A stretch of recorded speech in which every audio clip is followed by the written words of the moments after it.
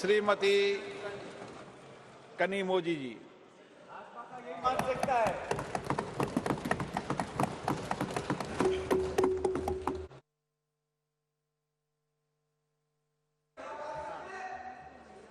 Thank you, sir. What nonsense is this, yeah? What is this, sir? Heckling? What is heckling? She's not. What is this? I haven't even started. Sir, what is I don't this, even yeah? understand. நீங்க என்ன பேசுறான்னு புரியாது. I know. எதுக்கு புரியாம பேசுற?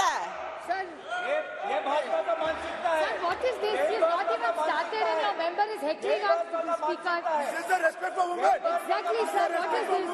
I don't even understand what he says. What is the point in saying this? What is this? Why is this started? This is the respect for women. This is how you behave. BJP doesn't respect women. You have no respect for women. Started and speak. Shame on you. Shame on you. Really? Shame on you. Shame on you. Really shameful. Very shameful. Idiot.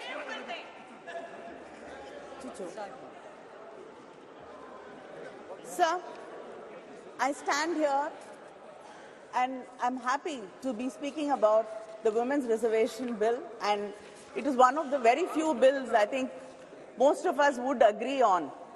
And we thought this bill will be passed with all of us supporting each other and standing together. But unfortunately, the BJP has taken this also as an opportunity for politicking, and it is very unfortunate.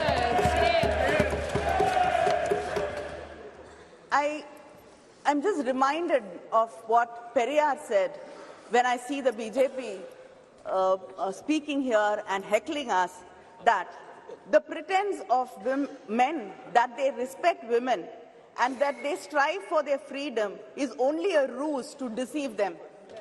You did now. You did. Just you did. That is your first example. I'd like to quote the former Chilean president, Michelle Bachelet. A better democracy is a democracy where women do not only have the right to vote and to elect, but to be elected. In 1990, after the Montego-Chelmsford reforms were passed, we got the rights to vote, especially in the Madras presidency and the Bombay presidency. The Justice Party, Needhi Katchi, passed a resolution on 10th May 1921 to grant voting rights for women for the first time in India. In 1927, Tamil Nadu elected its first women legislator in the country, Dr. Muthulakshmi Reddy, who was instrumental in abolishing the Devadasi system. But, sir, nearly 100 years after that, we still have not passed the bill. In 1929, Periyar, in the Self-Respect Conference in Chengalpet, passed a resolution insisting on reservations for women in education, employment, and politics. The Women's Reservation Bill was first brought with the support of the DMK during the United Front government in 1996, September. And then Thiru Devegowda, who was the Prime Minister, brought this bill, and the Law Minister Ramnath Kalab was the one who presented the bill in this House. Then again, our respected former Prime Minister Vajpayee ji again brought this bill, but it was the UPA government in 2010 which passed it in the Rajya Sabha. Yes. And I got an opportunity to speak on the bill in the Rajya Sabha, and that was 13 years ago. And I've got an opportunity to speak on this bill again here. Yes. And we're still speaking about this bill and debating it for the past 13 years. Only House is dead. Only House is dead. House is dead. The Women's Reservation Bill is a poll promise of the BJP. Yet, many leaders had to urge them to bring this bill and to pass it. Our leader, Kalaignar, had written to the Prime Minister in 2014 to pass this bill. Madam Sonia Gandhi wrote to the Prime Minister in 2017 requesting him to pass this bill. Our Chief Minister, M.K. Stalin, wrote to the Prime Minister again in 2017 requesting and urging the government to pass the bill. He said, the bill which was moved to empower women's voice in the legislatures and parliament of our great nation is struggling to succeed. This is really disheartening. The DMK even conducted a rally in Delhi from the Mandi House to the Jantar Mantar, and we had a march, and like-minded women leaders and women's organizations participated in the rally.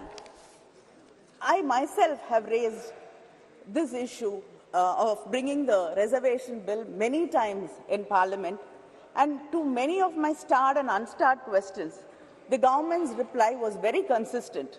They said that they have to involve all stakeholders, political parties, and then build a consensus before bringing the bill. I'd like to know what consensus was built, what discussions were held. This bill was brought shrouded in secrecy. Yes. We did not know why this session was called for. In the all-party leaders' meeting, there was no mention of this bill. I don't know if any of the political party leaders were called for discussions and deliberations about bringing the bill. And suddenly, the bill popped up from our computer screens like Jack in the Box. Is this going to be the way this government is going to function? Like, we've suddenly seeing that there are lotuses blooming, springing from the uniforms of our secretariat staff. Is everything going to be a surprise like this?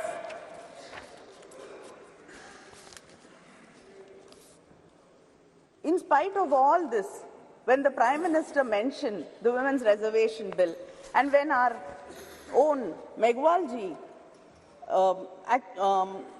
introduced the bill, our minds were so full of happiness, and the lines of Mahakavi Bharati rang in my heart. பட்டங்கள் ஆழ்வதும் சட்டங்கள் செய்வதும் பாரினில் பெண்கள் நடத்த வந்தோம் எட்டும் அறிவினில் ஆணுக்கு இங்கே பெண் இளைப்பிள்ளை காண் என்று கும்மி அடி, which, if I translate, says that we have come to make laws and to rule. Now we are equals and let us cherish it. But then, like the crows and crows of my sisters who were waiting for this bill to be passed, my heart also sank when you said we had to wait for it and we don't know when actually the bill is going to be implemented. In 2010, when the bill was brought by the UPA government, there was no conditions. The bill was to take effect immediately after the passage of the bill. But the bill which was presented yesterday clearly says the reservation in Clause 5, it states the reservation of seats for women in the House of the People, the Legislative Assembly of the State and the Legislative Assembly of the National Capital Territory of Delhi shall come into effect after an exercise of delimitation is undertaken for this purpose, after the relevant figures for the first census taken after the commencement of the Constitution. Our leader, Muthuvel Karunanidhi Stalin, in his statement today, has said that India is the only country which has not conducted the decadal census. And if delimitation is going to be based on population census, it will deprive and reduce the representation of the South Indian states. It will become like a sword hanging on our heads. Yes. He has said that we support the bill. But he asked this question, why should the implementation be connected to the delimitation? Yes, why? And he says it is a strange drama staged by the BJP, keeping in mind the 2029 elections, 2024 elections. And we cannot ignore the representation for women from the backward classes either. He has emphasized that the doubts and the fear in the minds of the people of Tamil Nadu and the South Indian states about our representation being reduced should be clarified, and there is a fear in the minds of the people that our voices will be undermined. There should be a clear clarification about this, because we do not want our representation to be reduced in any way. And just because you cannot give a reply saying we will not be underrepresented because the numbers will be the same and other states will get more representation. As it is, this has to continue so that we get equal say in what is being discussed. Sir, the 17th Lok Sabha has passed 40 bills on an average every year, and without hardly having opinions of women and without even hearing our voices in this House or the Rajya Sabha. And India ranks 141 out of 193 countries, falling in women's representation, falling behind our neighbors like Pakistan, Bangladesh and Nepal. How long should we wait to see this bill being implemented? It can easily be implemented in the coming elections, the parliamentary elections. This bill, you should understand, is not a reservation, but an act of removing bias and injustice. And if you do not remove the clause which says after delimitation, then there is no point, because we do not know when this inordinate delay can go on. You can do the census, the delimitation after 10 years, 20 years, 30 years. The wait will continue going on. 2021 is not done. And of course, some of our leaders are very worried that if a woman becomes like a man, like if a man becomes like a woman, he gets the qualities of a woman, then he becomes God. But when a woman becomes strong, brave, then it is not something which is acceptable and she becomes a devil. You believe in God, you believe in Hinduism, and I'd like to ask, what is Kali? Isn't she brave? Yes. Isn't she strong? Yes. So who are you insulting? This is why cannot women be strong? Why cannot women be brave? There are stories of, haven't women participated in the independence struggle? Haven't women fought wars? Haven't you seen leaders, strong leaders like Mrs. Indira Gandhi in this country? It is this kind of words which actually put fear in our hearts. And yes, Jayalalitha was a strong leader. I accept. I have no hesitation in accepting that she's a very, very strong leader. Well done, Kani. Well done. Well done. Leader admitted. Exactly. Well done, Kani.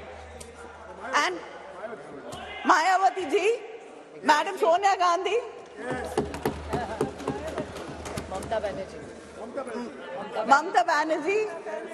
And the one of the names you often forget is Sushma Swaraj ji. Yes.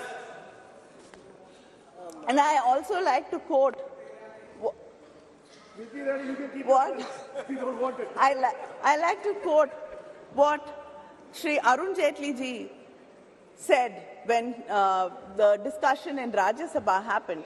He said, the argument that men can also ensure justice to women has been weakened. Underrepresentation and discrimination stare us in the face. Politics of tokenism must now evolve into politics of ideas. So please stop this tokenism. And this bill is called Nari Shakti Vandan Bill. Stop saluting us. We do not want to be saluted. We do not want to be put on pedestals. We do not want to be worshipped. We do not want to be called mothers. We don't want to be your sisters, your wives. We want to be respected as equals. Let us get down from the pedestal and walk as equals. We have a right to this country as much as right you have. This country belongs to us. This parliament belongs to us. And we have a right to be here. Thank you.